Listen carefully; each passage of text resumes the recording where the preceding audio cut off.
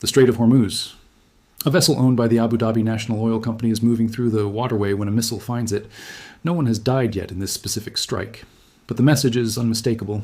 For one full day, the world had allowed itself to believe the worst was over, because just hours earlier, Tehran had laid out its price for peace, and it was staggering. Signal number 1, Iran wants the U.S. Navy blockade lifted completely. Signal number 2, Iran wants every sanction gone. Signal number 3, Iran wants American troops out of the region entirely. And then the number that stopped analysts cold, Iran is demanding war reparations from the United States. Mohammad Bagher Zolgadar, Secretary of Iran's Supreme National Security Council, said all of this out loud on state media. Reopen the strait, he said, and Washington pays. Reopen the strait, and Washington leaves. This is not a ceasefire anymore. This is a ransom note dressed up as diplomacy. And it is being delivered by a government that, technically, no longer has the man who used to run it.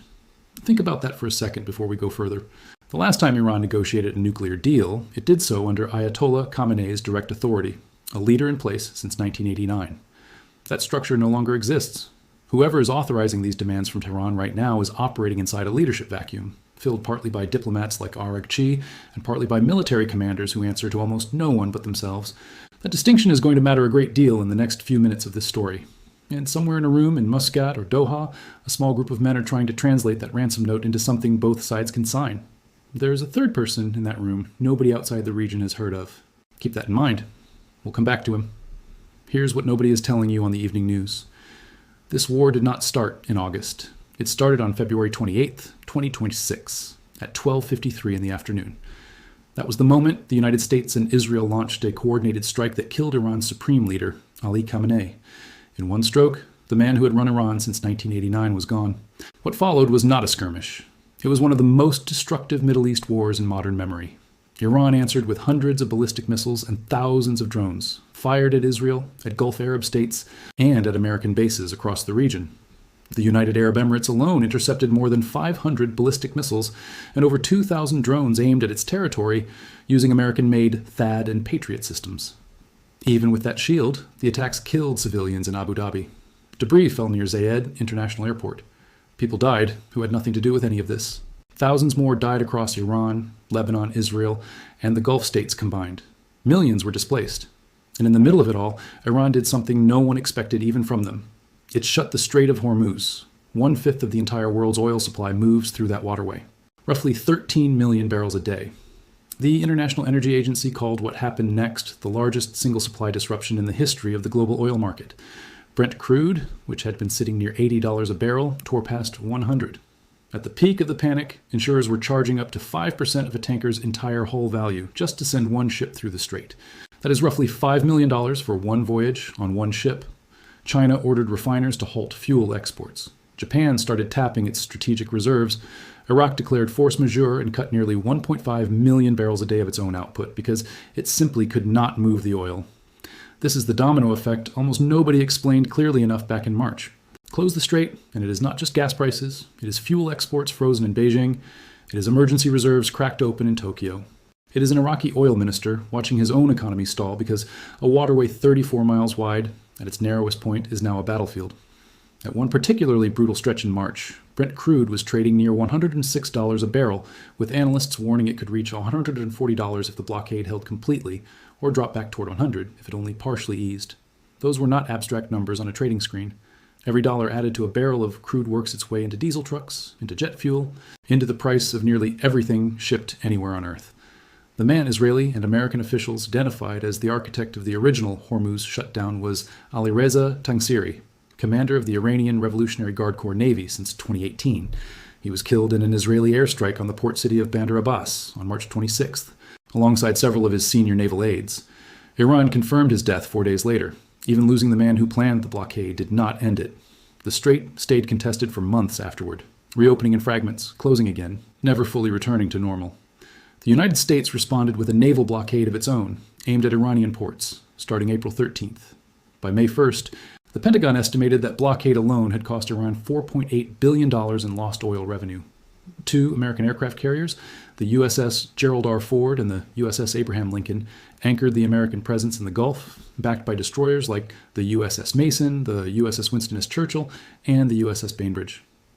The Ford alone broke the post-Vietnam War record for the longest continuous U.S. carrier deployment, more than 300 days at sea, most of it spent exactly here. In the region, everyone hoped it would never have to fight in again. That deployment did not start as an Iran mission at all. The Ford left Naval Station Norfolk in June of 2020 for what was billed as a routine rotation, was diverted to the Caribbean to support the January 2026 capture of Venezuelan strongman Nicolas Maduro, and was then redirected again, this time toward the Gulf, once talks with Tehran stalled and Washington decided it needed a second carrier strike group in theater. Around the Ford and the Lincoln sit literal combat ships like the USS Canberra, USS Tulsa, and USS Santa Barbara, plus more than 30,000 American service members spread across bases in Bahrain, Egypt, Iraq, Israel, Jordan, Kuwait, Qatar, and Saudi Arabia. This is not a show of force. It is the actual machinery keeping the Gulf's shipping lanes from collapsing entirely. Crews on the Ford have now been at sea for the better part of 14 months. Navy officials have publicly acknowledged the toll that kind of deployment takes, even as they insist readiness has not suffered. Whatever else this standoff is, it is also a test of how long the U.S. Navy itself can keep two carrier strike groups forward deployed in a single theater without a real break. So that is the war. Now here is the diplomacy trying, quietly to end it. The lead American negotiator is Steve Witkoff, President Trump's special envoy, working alongside Trump's son-in-law and advisor, Jared Kushner. On the Iranian side sits Foreign Minister Abbas Araghchi, a career diplomat who has now spent the better part of a year in rooms with the men whose government assassinated his supreme leader. Neither side talks to the other directly, not really. The talks move through what's called shuttle diplomacy, Omani Foreign Minister Badr al-Busaidi carrying messages back and forth, and more recently, Qatari Prime Minister Sheikh Mohammed bin Abdulrahman Al Thani stepping in as well. That is the third person in the room. Not a general, not a spy. A career Qatari diplomat, physically walking sentences from one delegation to another because the two governments will not sit at the same table long enough to finish a conversation. But here's the catch. Even when Witkoff and Araghchi do sit in the same building, they are not fully in control of their own governments. On the Iranian side, Iran's broader military establishment, not the diplomats, appears to be dominating decision-making right now.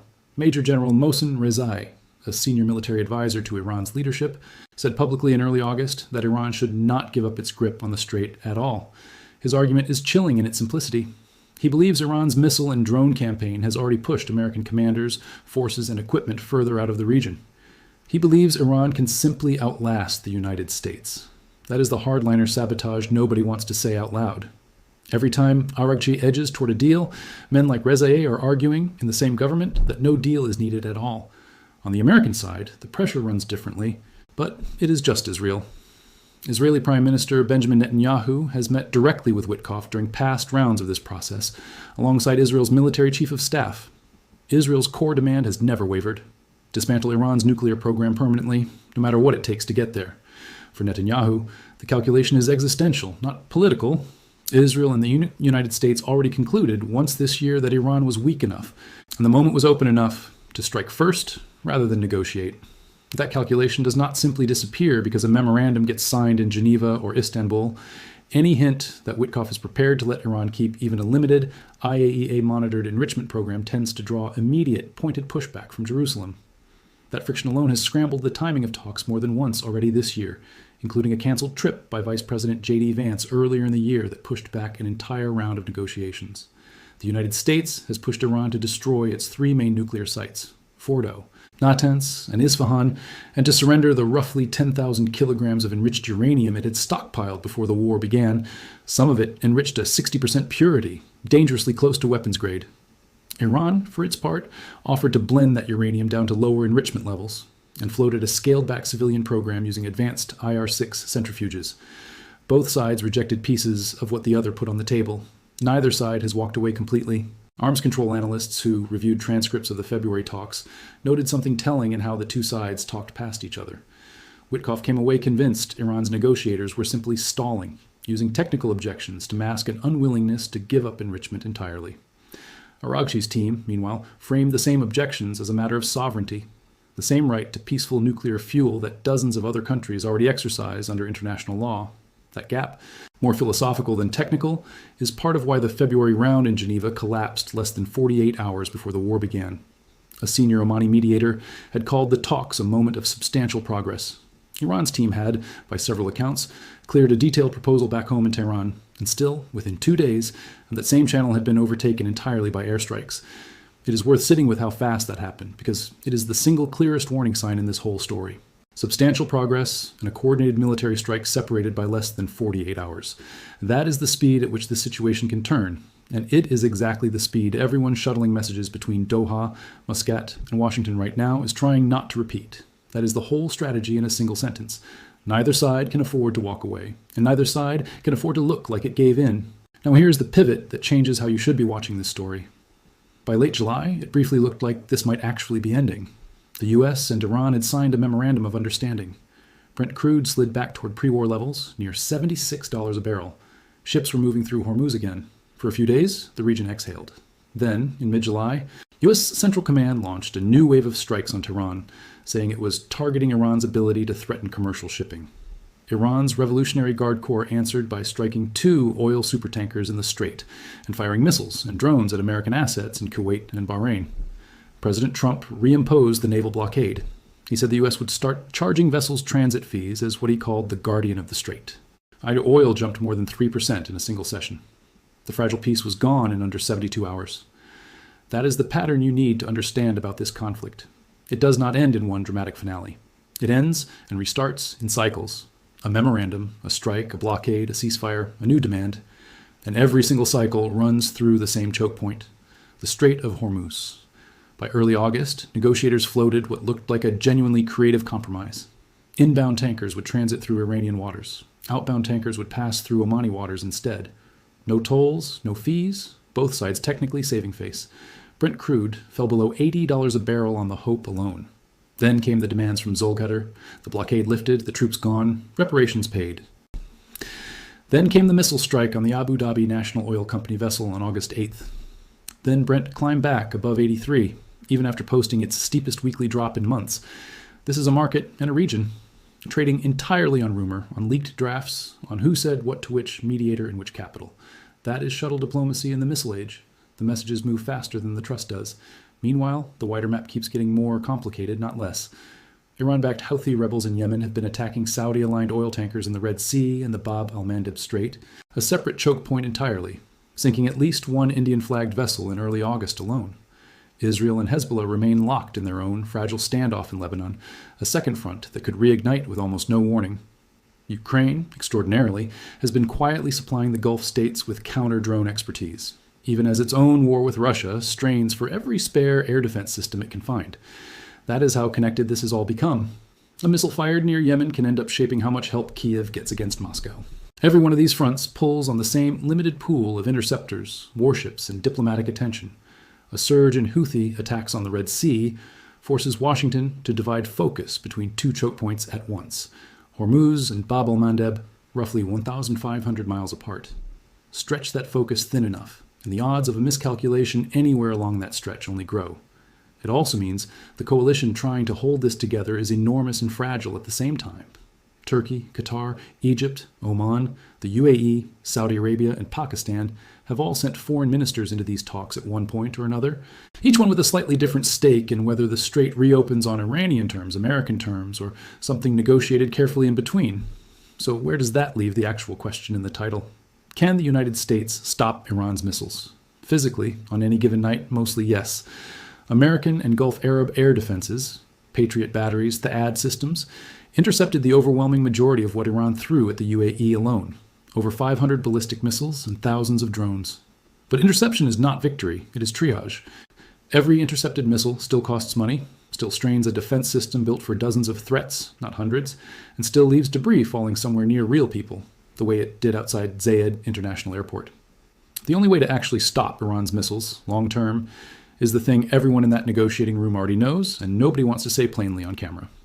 It is not a better interceptor. It is a deal that both governments can survive politically. Which brings us to the next 24 to 72 hours, because that window matters more than almost any other point in this entire story. Negotiators are working against a self-imposed clock to lock in the Hormuz traffic compromise before another strike, another sunk tanker, or another hardliner speech blows it apart again, the way it has at least twice already this year. If the deal holds, expect oil to keep drifting back toward $80. Expect shipping insurance premiums to ease off their war risk peaks. And expect the diplomats to finally move the conversation toward the far harder subject waiting behind it. Iran's missile program, and its remaining uranium stockpile. If the deal breaks, expect exactly what happened in July to happen again, only faster. Strikes, retaliation, a blockade, a supertanker in flames somewhere near Keshem Island, Brent testing $100 a barrel within days, not weeks. There is no third option on the table right now, not really. It is a reopened strait, or a closed one. It is Araghchi's diplomats, or Rezaieh's military establishment. It is Witkoff's memorandum, or Trump's next round of strikes. Deal, or bombs. Watch 3 numbers over the next 3 days if you want to know which way this is breaking before the headlines catch up. Watch Brent crude, because traders with money on the line often move before politicians make a single public statement. Watch tanker traffic through Hormuz itself, since satellite tracking of actual ship movements has proven far more honest than any government's press release this year. And watch whether Araghchi and al-Busaidi's names keep appearing together in the same reports, because the moment the shuttle diplomacy stops moving is usually the moment the missiles start again.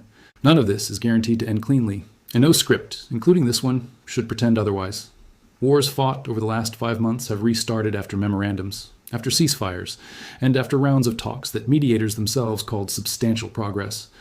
What has not changed is the choice sitting in front of both governments right now, the same choice that has sat there since February.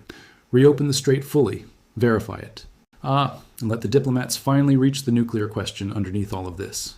Or watch the next strike, the next tanker fire, and the next blockade order arrive within days, not weeks, the way it always has. The mediators are still shuttling between capitals as this goes to air.